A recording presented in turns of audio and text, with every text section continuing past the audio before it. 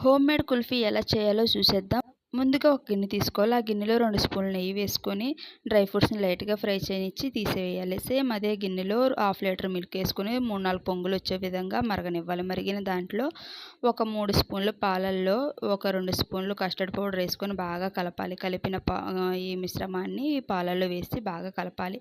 చిక్కబడ్డాక దానిలోగా సరిపడా పంచదార వేసుకొని బాగా కలపాలి. ఈ కలిపిన మిశ్రమాల్లో ఫ్రై చేసిన డ్రై ఫ్రూట్స్‌ని యాడ్ చేసేసేయాలి. యాడ్ చేసి స్టవ్ ఆఫ్ చేసేసి బాగా చల్లారాక కుల్ఫీ మేకర్‌లో ఈ చల్లారిన మిశ్రమాన్ని యాడ్ చేయాలి. ఏసేసిన తర్వాత ఈ విధంగా వేయాలి.